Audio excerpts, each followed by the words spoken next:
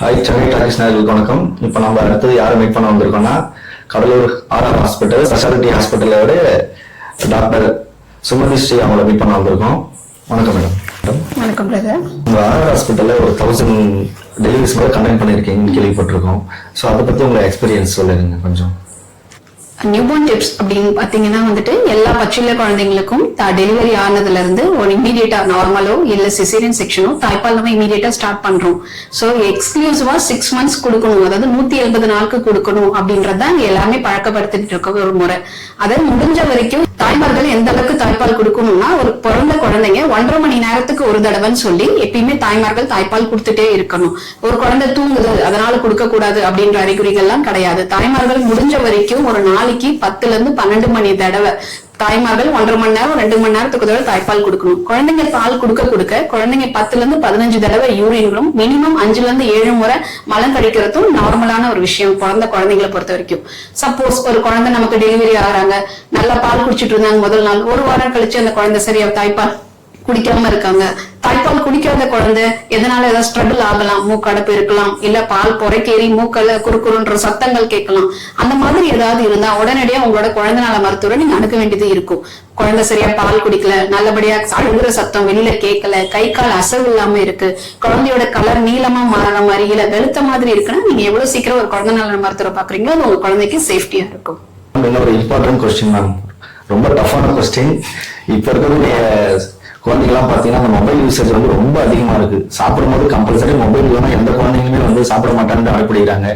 இதை பேரண்ட்ஸ் ரொம்ப ஃபேஸ் பண்ண முடியாத அளவுக்கு சுச்சுவேஷன். இதை வந்து எப்படி நான் வந்து ஒரு பேரண்ட்ஸ் வந்து கன்வெர்ட் பண்ண முடியும், குழந்தைகளை அதுல இருந்து எப்படி வெளியே கொண்டு வரது, இதை பத்தி உங்களோட எக்ஸ்பீரியன்ஸ் கொஞ்சம் ஷேர் பண்ணிக்க மேம்.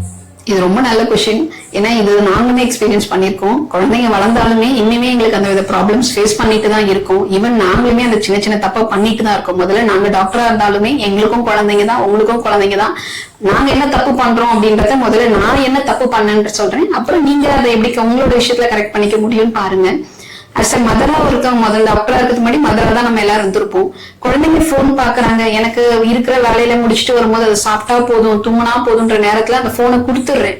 பட் கொடுத்துட்ட பிறகு என்னோட பழக்கத்துக்கு ஏற்ற மாதிரி நம்ம நாள்கள் மாற மாற குழந்தையோட வளர்ச்சிகள் மாற மாற போனை நிறுத்தணும்னு நான் சொல்லும் போது அந்த குழந்தையால நிறுத்தவே முடியல. அப்ப அதுக்கு முதல் தப்பு நான் தானே. அதே மாதிரிதான் எல்லா பேரண்ட்ஸ் தான் முதல் தப்பு. சோ அவங்க அந்த தப்பை எப்படி கரெக்ட் பண்ணிக்கணும்னு பாருங்க.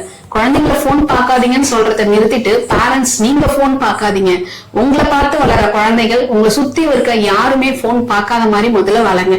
அதுக்கு அடுத்த கட்டமா குழந்தைகள் வந்து போன் பார்க்காம ஃபீட் கொடுக்கறது எப்படின்னா, நம்ம எல்லாரும் ஒன்னா சேர்ந்து சாப்பிடறதுன்னு சொல்லுவோம், கூட்டாஞ்சோறுன்னு சொல்லிக்கலாம். இல்ல எல்லாம் ஒன்னா சேர்ந்து, அது வெறும் ஒரு ஸ்நாக்ஸ் ஆகட்டும், இல்ல ஒரு சின்னதா உட்காந்துட்டு நம்ம எல்லாம் நான் கட் பண்ணி உனக்கு ஊட்டி விடுறேன், நீ எனக்கு ஊட்டி விடு, நம்ம எல்லாம் சேர்ந்து சாப்பிடுவோம் அப்படின்ற பழக்கத்தை வீட்டுல இருந்து முதல்ல ஆரம்பிக்கணும்.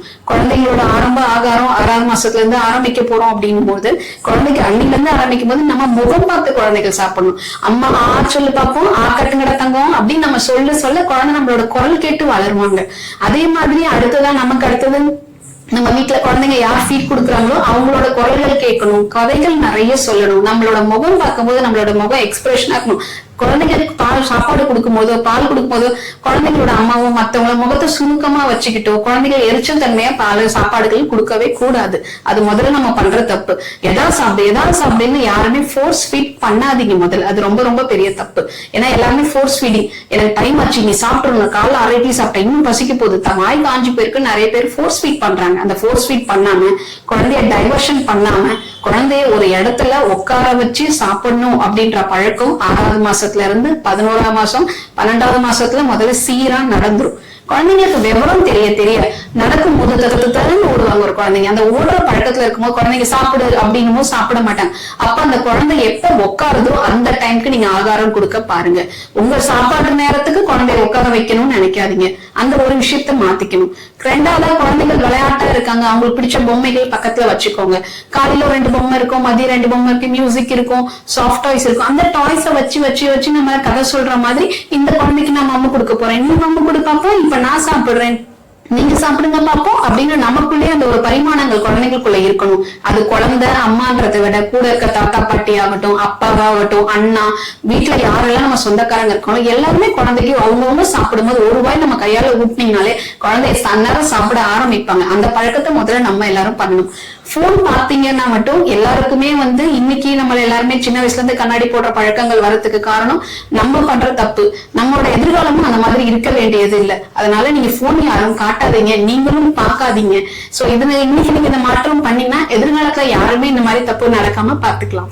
மேம் இன்னொரு முக்கியமான கொஸ்டின் மேம், இப்போ வரக்கூடிய குழந்தைங்க எல்லாம் பாத்தீங்கன்னா அவங்க வீட்டுல இருக்கும்போது எல்லா குழந்தைங்களுமே ஒரு ஜாலியா ஃப்ரீடமா எல்லாருக்கூடையும் நல்லா தான் பழகுறாங்க. பட் அந்த வெளி சொசைட்டிக்கு போகும்போதோ ஈவன் ஸ்கூலுக்கு போகும்போதோ இல்ல வெளியே ஏதாவது ஒரு லொகேஷன் போகும்போது யார்கிட்டயுமே மிங்கிள் ஆகாம ஒரு மாதிரி ஷையா ஃபீல் பண்றாங்க. அது எப்படி மேம், அது எதனால அந்த மாதிரி வருது குழந்தைங்களுக்கு? அதை மாத்தணும்னா என்ன பண்ணலாம்? இது ஒரு சோசியல் கொஸ்டின் சொல்லுவோம். இதேனா இந்த கொஸ்டின் நிறைய பேர் வீட்டுல எல்லாம் இருக்குமா அப்படின்னா இந்த கோவிட் பேட்ச் அப்படின்னு நம்ம சொல்லிப்போம். அந்த டைம்ல டெலிவரி ஆன குழந்தைங்களோட வீட்டுல எத்தனை பேர் குழந்தை இருக்காங்களோ அவங்க எல்லாரோட வீட்லயும் இதை நிறைய பேர் ஃபேஸ் பண்ணிருக்காங்க. எல்லாருமே முன்னாடி நம்ம இருந்த குடும்பங்கள் நிறைய பேர் இருந்தோம், கம்மியா இருந்தோம், தனி கொடுத்தனும், கூட்டு குடும்பம், இதெல்லாம் இருக்கிறத விட ஒரு குழந்தை வீட்டுக்குள்ள இருக்கும்போது சேஃப்டியா ஃபீல் பண்றாங்க. ஏன்னா அவங்க திரும்பி பார்க்கும்போது அம்மா இருக்காங்க, அப்பா இருக்காங்க, தாத்தா பாட்டி, பெரியப்பா பெரியமான்னு எல்லாருமே இருக்கிறாங்க. அதே குழந்தை ஒரு பார்க்குக்கு பப்ளிக் பிளேஸ்ல போறாங்கன்னு வச்சுக்கோங்க, இல்ல ஒரு சின்னதா நம்ம ஊர்ல இருக்க ஒரு மாலுக்கு போறாங்க, ஒரு பப்ளிக்கா ஒரு மார்க்கெட் கடைக்கு போறாங்கன்னா யாரா பார்த்தாலும் யாரோ பாக்குற மாதிரி இருக்கு. அப்படி ஏன் பயப்படுறாங்கன்னா அந்த குழந்தை இவங்க எல்லாரும் நம்மள மாதிரி ஒரு ஆளுங்க தான், இவங்க நம்ம அத்தை மாதிரி, இவங்க நம்ம மாமா மாதிரின்ற பழக்கம் வீட்டுல இருந்து நம்ம சொல்லி கொடுத்து வளர்க்கணும். ஒரு கடைக்கு அப்ப நம்ம என்ன பண்ணணும், தினம் ஒரு குழந்தைய சோசியலைசேஷன்ன்றது ஒரு குழந்தைய வீட்டுக்குள்ள இருந்து வெளியில தினம் ஒரு தாத்தாவோ பாட்டியோ ஒரு பக்கத்துல இருக்க வீட்டு கடைக்கு கொண்டு போகணும். கூட்டு போய் இங்க பாருங்க அண்ணா கிட்ட சொல்லி காய் கேளுங்க, தக்காளி வேணும்னு சொல்லுங்க, நம்ம குழந்தைக்கு பேச கத்து கொடுக்கணும். நீ இதை கேளுங்கன்னு ஒருத்தவங்க கிட்ட கேட்டாதான் அந்த குழந்தை அவங்க கிட்ட பேசுவாங்க. அப்ப அவங்க பேசும்போது ஒருத்தர் நார்மலா இல்லைங்க தப்பா அவங்களுக்கு என்ன வேணும் அப்படின்னு அந்த சைட்ல இருந்து ஒருத்தவங்க பேசும்போது கண்டிப்பா அந்த குழந்தை அடுத்தவங்க கிட்ட பேசும்போது பயம் வராதுன்னும் போது இதே மாதிரி ஒரு பழக்கம் தான் சோசியலைசேஷன் ஆன வெளி உலகத்துக்கு போகும்போது வரும். பார்க் போனாலும் சரி, இல்ல ஒரு பீச்சுக்கு போறாங்க, இல்ல ஜெனரலா மத்த பசங்க விளையாடுற சில்ட்ரன்ஸ் பார்க்ல போகும்போது வேற பேரண்ட்ஸ் இருந்தாங்கன்னா ஒரு பேரண்ட்ஸ் ஹை காட்டுவாங்க, இன்னொரு இந்த குழந்தை தானே அந்த வேற ஒரு குழந்தை ஹை காட்டும், ஆனா இந்த குழந்தை ஹை காட்ட மாட்டேங்குது அப்படின்னா நம்ம குழந்தைக்கு ஏதோ இருக்கோ அப்படின்னு தான் இப்ப எல்லா பேரண்ட்ஸும் பயப்படுறாங்க. அது அந்த மாதிரி கிடையாதுங்க. நம்ம எல்லா குழந்தைக்கும் எல்லாமே சொல்லி கொடுத்து வளர்க்கணும். வெளியில எல்லாருமே நம்மள மாதிரி இருக்கிற ஆட்கள் தான், நம்மளோட அத்தைகள் தான், நம்ம மாமாங்க தான், நம்ம வீட்டு ஆளுங்க தான் எல்லாரும்னு முதல்ல நார்மலைஸ் பண்ணுங்க. வீட்டுல நம்ம வீட்டை தவிர வெளியிடுறவங்க ஒரு பெரிய உலகம் தனி ஆளுங்க அப்படின்னு சொல்லி வளர்க்கறத விட யாராவனை பார்த்தா தூக்கிட்டு போயிடுவாங்க, யாராவனை பார்த்தா பூச்சிக்காரங்க அப்படிங்கறத விட அவங்க யாரும் எதுவும் பண்ண மாட்டாங்க, நீங்க எல்லாருக்கூடயும் நல்லபடியா பேசி வளருங்க அப்படின்னு நம்ம சொன்னாதான் மத்த குழந்தைங்க சோசியலா பழகுவாங்க. ஸ்கூலுக்கு போனீங்கன்னாலும் அப்படிதான், மத்த பசங்களோட பசங்க நல்லா பேசுறாங்க, ஒரு பசங்க பேச மாட்டேன்றாங்கன்னா அந்த குழந்தைய பேச வைக்கிறதுக்கு நம்ம அந்த குழந்தை அடுத்தவங்களை நம்பணும். நம்பிச்சுனாலே அந்த குழந்தை தன்னார பேச ஆரம்பிச்சிடும். அப்ப அது நமக்கு பெரியவங்களா இருக்க நம்ம என்ன பண்ணணும்னா அந்த குழந்தைக்கு ஸ்பேஸ் கொடுக்கணும், டைம் கொடுங்க.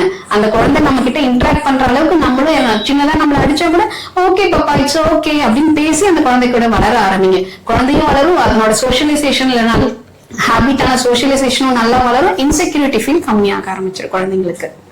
லாஸ்ட் ஒன் கொஸ்டின் மேம், இப்ப இருக்கிற குழந்தைங்களா பாத்தீங்கன்னா சின்ன குழந்தையோ இல்ல நடக்கிற குழந்தைங்களோ கீழே அடிபட்டுருக்காங்க, அடிபட்டுட்டு அவங்க கேஷுவலா இருக்க மாதிரி தான் இருக்காங்க. பட் ஃபியூச்சர்ல அதுல ஏதாவது ஒரு இஷ்யூஸ் வர்றதுக்கு வாய்ப்பு நிறைய இருக்குங்களா? இல்ல அடிபட்டுச்சு அப்படின்னு தெரிஞ்ச உடனே பேசிக்கா ஏதாவது நம்ம வீட்லயே ஏதாவது ட்ரீட்மெண்ட் பண்ணலாமா, இல்ல கம்பல்சரி ஹாஸ்பிட்டல் தான் பார்க்கணும்ன்ற சுச்சுவேஷன் தான் இருக்குங்க மேம்? குழந்தைங்க அடிபடுறதுன்றது ஏஜ் ஃபேக்டர் பொறுத்து. இப்போ ஒரு கை குழந்தை ஒரு 6ஆம் மாசம் இல்லைன்னா ஒரு 8ஆம் 9ஆம் மாசம் பாத்தீங்கன்னா குழந்தைங்க யானையில இருந்து உருளுவாங்க, சமயத்துல மெத்தையில போட்டிருப்பாங்க, ஒரு ட்ரெஸ் நம்ம திரும்பி எடுக்கிறதுக்குள்ள ஒரு சமயத்துல குப்புத்துக்கும் போது லைட்டா குழந்தை மெத்தையில இருந்து விழுவாங்க. சோ அந்த வயசு குழந்தைங்களை பாத்தீங்க அப்படின்னா ஒரு குழந்தை மேல இருந்து கீழே விழுந்தோடனே நல்லா கத்தி கத்தி அழுகுறாங்க அப்படின்னும் போது நமக்கு பயங்கள் குறைச்சிக்கலாம். குழந்தை நம்ம போய் விழுந்திருக்காங்க, நம்ம தூரமா இருக்கோம், வந்து பார்க்கும் போது குழந்தை தூக்கும் போது குழந்தை அசைவு இல்லாம இருக்காங்கன்னா அது ரொம்ப ரொம்ப எமர்ஜென்சி. அதுக்கு இமீடியட்டா நீங்க டாக்டர்ஸ் கன்சல்டேஷன் பண்ணியே ஆகணும். இதே ஒரு 1 வயசு குழந்தை 1.5 வயசு குழந்தை நடந்து போறாங்க, படிக்கட்டு ஏற பாக்குறாங்க, நடந்து போய் ஒரு வாக்கர்ல இருந்து விழும்போது விழுவுற அடிகளை பொறுத்துதான் தலையிலயா கையிலயா காலிலையான் இருக்கும். எந்த ஒரு அடியும் ரத்தத்தோட இருந்தா இமீடியட்டா நீங்க டாக்டர்ஸ கன்சல்ட் பண்ண வேண்டியது உங்க குழந்தைக்கும் உங்களுக்கும் சேஃப்டி. அடிச்ச இடம் வீக்கமா இருக்கு, ஆனா வீக்கத்தோட சேர்ந்து குழந்தை ஆக்டிவா விளையாடுறாங்கன்னா கொஞ்ச நேரம் ஐஸ் பேக் வீட்டுல ஏதாவது கொடுத்துட்டு பாராசிட்டமால் எமர்ஜென்சிக்கு வலி மருந்துகளை கொடுத்துட்டு கூட நீங்க குழந்தையை கூட்டிட்டு வரலாம். குழந்தைகள் அடிபட்டுட்டு கண்ணும் காலும் வந்து சரியா இழுத்துக்கிற மாதிரி இருக்கு, ஏதாவது ஒரு இடத்துல காது மூக்கு பகுதியில இருந்து ரத்தம் கசிவுதா இருக்கு, குழந்தை நம்ம தூக்கும் போது அசைவு இல்லாம இருக்கு, குழந்தையோட நாடி துடின்னு சொல்லுவாங்க, கை காலோட நடுக்கங்கள் அதிகமாயிட்டே இருக்குன்னா இமீடியட்டா அந்த டாக்டர்ஸையோ இல்ல அவங்க நியர்பைல இருக்கிற ஒரு ஹெல்த் சென்டர்ஸையோ நீங்க அணுகிறது ரொம்ப ஹெல்ப்ஃபுல்லா இருக்கும் உங்களுக்கு. முக்கியமான இன்னொரு இம்பார்ட்டன்ட் கொஸ்டின் மேம், இப்ப இருக்க குழந்தைங்க எல்லாம் பாத்தீங்கன்னா ரொம்ப அடம் பிடிச்ச அழுவதுல வந்து ரொம்ப மாறியா இருக்காங்க. அவங்கள ஃபேஸ் பண்றது பேரண்ட்ஸ்க்கு ரொம்ப ரொம்ப கிரிட்டிக்கலான மாதிரி இருக்கு. சோ அதை பத்தி உங்களோட எப்படி ஃபேஸ் பண்ணலாம் குழந்தைங்களை? டெம்பர் டேண்ட்ரம் அப்படின்னு அது சொல்லுவாங்க. ஒரு குழந்தை அடம் பிடிக்கிறது அப்படின்றது எல்லா குழந்தையும் எல்லா வயசுலயும் அடம் பிடிக்குது. நாங்க படிச்ச காலத்துல புக்ல ஆகட்டும் இல்ல நாங்க லைஃப்ல பிராக்டிக்கலா பார்த்ததாகட்டும், அடம்ன்றது இந்த வயசுனால எந்த வயசுனாலும் அடம் தான். ஆனா அந்த அடத்தை கூட இருக்கிற சூழ்நிலையும் கூட இருக்க ஆட்களை வச்சுதான் எல்லாமே டிசைட் பண்ண முடியும். ஒரு குழந்தை அடம் பிடிக்குது, கை குழந்தை அடம் பிடிக்குது 10 மாசம் அப்படின்னா அது எதுக்காக அடம் பிடிக்கும்? ஒண்ணு பாலுக்கு, இல்ல அம்மாக்கு, வேற எந்த பெருசா அதுக்குன்னு பிடிச்ச மாதிரி ஒரு சில விஷயங்கள் கேட்டு அடம் பிடிக்கும். அடம் பிடிச்ச உடனே விவரம் தெரியாத குழந்தைகள், அதாவது இந்த less than 1 year சொல்றோம் இல்லையா, அவங்களுக்கு கொடுத்து பழகிறதுக்கு முன்னாடி அவங்க அடம் எதுக்காக பண்றாங்கன்னு தெரிஞ்சுக்கோங்க.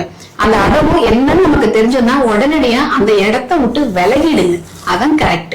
நம்ம அடம் பண்றாங்களே அந்த பொம்மை தானே வாங்கி கொடுக்கலாம்னு நினைப்போம், அந்த மாதிரி கிடையாது. அந்த பொம்மை கண்ணில் படாம ஒரு 2 நிமிஷம் மறந்துடுவாங்க. அவங்க அடுத்த தூரமா கொஞ்சம் தள்ளி போய் வேற ஏதாவது டைவர்ட் பண்ணிட்டோம் அப்படின்னா ஈஸியா அந்த குழந்தை அந்த விஷயத்த மறந்துடுவாங்க.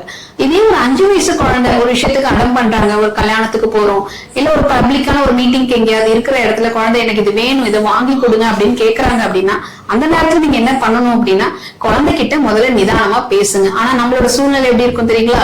உத்தி ஒரே சத்தமா இருக்கும். நம்ம என்ன சொன்னாலும் அந்த குழந்தை இன்னும் வாய்ஸை ஏத்தி அழுவாங்க, தழைய போடுவாங்க, இன்னும் நம்மளே தட்டிட்டே இருப்பாங்க. அந்த மாதிரி இருக்கிற நேரத்துல ஆஸ் அ பேரண்டா நீங்க யாரும் கோவப்படாதீங்க, எரிச்சல் அடையாதீங்க. கஷ்டமா தான் இருக்கும் சொல்லும்போது, நானும் இதெல்லாம் ஃபேஸ் பண்ணிருக்கேன். அந்த டைம்ல கொஞ்சம் பல்ல கிடைச்சுக்கோங்க பேரண்ட்ஸ். நீங்க என்ன பண்ணலாம் அப்படின்னா, அப்பா நீங்க பாரு அடம் பண்ணாத, அடம் பண்றது தப்பு, நீங்க இந்த மாதிரி அடம் பண்ணீங்கன்னா நெக்ஸ்ட் டைம் நம்ம இந்த மாதிரி வெளியில வர முடியாது அப்படின்றத ஸ்ட்ரிக்டா சொல்லிடுங்க ஃபர்ஸ்ட் குழந்தைக்கு. அதுக்கு அடுத்த கட்டமா நம்ம அந்த குழந்தைய நீ இந்த மாதிரி பண்ணிட்டு இருந்தீங்கன்னா நாங்க வீட்டுக்கு கிளம்புவோம், நீ எங்க கூட வரணுமா இல்லையா அப்படின்றத ஆப்ஷன் கொடுங்க. ஒரு 2 ஸ்டெப் தள்ளி நில்லுங்க. கொஞ்சம் அடம் பண்ணி கொஞ்சம் யோசிக்கும். நீங்க 2 ஸ்டெப் ஐயோ நம்ம தப்பு பண்றோம் அதனாலதான் எங்க விட்டு நீங்க போறீங்கன்னு தெரிஞ்சா அடுத்த செகண்டே அழுகியை கண்ட்ரோல் பண்ணிட்டு அந்த குழந்தை அவங்க கூட வர பார்ப்பாங்க. அதுக்கப்புறம் ஸ்டெப்பா அந்த குழந்தைக்கு நம்ம வீட்டுக்கு வந்த உடனே இங்க பாருங்க, அன்னைக்கு நம்ம அதை பத்தி பேச வேண்டாம், நெக்ஸ்ட் டேவோ இல்ல 2 நாள் கழிச்சோ நம்ம அன்னைக்கு பீச் போனோம் பாப்பா, அன்னைக்கு ஒரு பொம்மை கேட்டேன், அந்த பொம்மை வந்து நமக்கு வீட்டுல ஆல்ரெடி இருக்கு, நம்ம ஏன் அதை வாங்கணும், இந்த மாதிரி நம்ம வாங்க வேண்டிய அவசியம் இல்லையே, அதுக்கு பதிலா பாப்பாக்கு நீ நல்லா படிக்கும் போதோ இல்ல நீங்க சொல்ற விஷயங்கள் பண்ணும் போது அப்ரிசியேஷனுக்கா நான் ஏதாவது உனக்கு வாங்கி தரேன் அந்த மாதிரி சொல்லி குழந்தைய என்கரேஜ் பண்ணுமே தவிர அந்த நேரத்துல ஹேண்டில் பண்ணும்போது சிச்சுவேஷன்ஸ் டிஃபர். எக்ஸாஸ்ட் ஆகாதீங்க பேரண்ட்ஸ், எல்லாருமே கொஞ்சம் சுமூகமா அந்த சூழ்நிலையே இது பண்ணுங்க. நம்ம சொல்லுவோம் பெரியவங்க குழந்தை நீ அமைதியா நான் வாங்கி தரேன்னு, மத்தவங்க யாரும் இது பண்ணாதீங்க. அவங்கவுங்க அவங்க குழந்தையோட ரெஸ்பான்சிபிலிட்டியில விடுங்க, கண்டிப்பா அவங்க பார்த்துப்பாங்க. குழந்தைங்களும் புரிஞ்சுப்பாங்க. ஆனா சொல்லிதான் புரிய வைக்க முடியும், ஒரே நாள்ல எந்த ஒரு மாற்றமும் நடக்காது. ஆனா அடிக்கடிக்கு இந்த மாதிரி வெளியில போகும்போது இந்த சிச்சுவேஷன்ஸ் வர ஒரு நாளா இந்த விஷயங்கள் கம்மியாகிட்டே வர ஆரம்பிச்சிடும் உங்களுக்கு டெம்பர் டேண்ட்ரம். மேம் இப்போ இன்னொரு முக்கியமான கொஸ்டின் மேம், ஆக்சுவலா இப்போ சம்மர் சீசன் ஸ்டார்ட் ஆகும்போது இப்போ இந்த டைம்ல வந்து குழந்தைகளை வந்து எப்படி வந்து பேரண்ட்ஸ் பாத்துக்கணும் அதை பத்தி ஒரு சின்ன டிப்ஸ் மேம். இப்போ நம்ம எல்லாருமே சம்மர் சீசன் ஸ்டார்ட் ஆச்சு. சம்மர் சீசன் எல்லாருமே ஏப்ரல்ல தான் சொல்லுவாங்க, பட் நம்ம மார்ச்ல இருந்து அந்த எக்ஸ்பீரியன்ஸ் பண்ணிட்டு இருக்கோம். குழந்தைங்க எல்லாருக்குமே ஸ்கூலுக்கு போறாங்க, வீட்டுல இருக்காங்க, எது இருந்தாலும் குழந்தைங்களோட தின நிலைமையில இருக்கக்கூடிய தண்ணி சத்தை முதல்ல நார்மலைஸ் பண்ணணும். எல்லாருமே என்ன சொல்றாங்க, வீட்டுல இருந்தா குழந்தை தண்ணி குடிக்கிறாங்க, ஆனா வந்து ஸ்கூலுக்கு போனா சரியா தண்ணி குடிக்க மாட்டேன்றாங்க அப்படின்ற பழக்கத்துல இருந்து முதல்ல வரணும். நம்ம வீட்டுல இருந்தே அந்த பழக்கத்தை மாத்த செய்யணும். குழந்தைங்கள ஒரு பாட்டில்ல 1 லிட்டரோ 1/2 லிட்டரோ 3/4 லிட்டரோ பாட்டில்ல தண்ணிகளை பிடிச்சு நீ வீட்டுல சாட்டர்டே சண்டேஸ்ல இருக்கும்போது இவ்வளவு தண்ணி நீ குடிக்கணும் அப்படின்றத ஒரு வீட்டுல இருந்து அந்த மாற்றங்களை ஏற்படுத்துங்க. அதுக்கப்புறம் அந்த பழக்கம் ஸ்கூலுக்கு போகும்போது தன்னார ஒரு டைம் பிரேக்ல கிடைக்கும் போது முழுசா தண்ணி குடிக்கணும் அப்படின்றது குழந்தைங்களுக்கு தன்னார வந்துடும். நீர்ச்சத்து காய்கறிகளான எவ்வளவுக்கு எவ்வளவு குழந்தைங்க வீட்டுல இருக்கும்போது உங்களுக்கு பொடலங்காய், சௌச்சௌ, பீக்கங்காய், நீர் காய்கறிகளை ஒரு மினிமமா நம்ம வந்து அந்த கூட்டுன்னு சொல்றோம், அதை ஒரு குழந்தைங்களுக்கு ஆகாரத்துல சேர்த்துக்கோங்க. Fresh fruit or fresh juice அந்த குழந்தைங்களோட விருப்பத்துக்கு ஏற்ற மாதிரி முதல்ல தினம் ஒரு பழம் சாப்பிடணும்னு அறிவுறுத்துங்க. வாரத்துல 2 ல இருந்து 3 நாள் இளநீரோ இல்ல தேங்காய் தண்ணின்னு சொல்லுவாங்க, நம்மளாம் சாமி கும்பிடும்போது குடிப்போம், அது குழந்தைங்களுக்கு தாராளமா கொடுங்க. தேங்காய் பால் பழக்கப்படுத்துங்க. வாட்டர்மெலான், கீர்னி பழம், முலாம்பழம்ல இருந்து எல்லா வித ஃப்ரெஷ் ஜூசஸும் குழந்தைங்க சாப்பிடுறது அவங்களோட உடல்நிலைக்கு ரொம்ப நல்லது.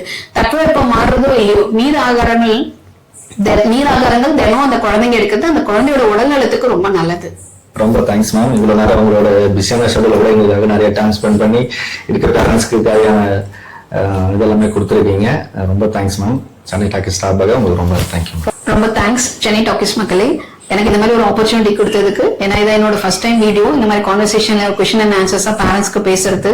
பட் ரொம்ப ரொம்ப தேங்க்ஸ். இது பல பேரண்ட்ஸ்க்கு ஹெல்ப்ஃபுல்லா இருக்கும்னு நினைக்கிறேன். ஸோ எனிவேர் ஏதாவது டவுட்ஸ் இருந்தால் சென்னை டாக்கிஸ்ல நீங்க கமெண்ட்ல கேளுங்க, முடிஞ்ச ஆன்சர் கொடுக்குறோம்.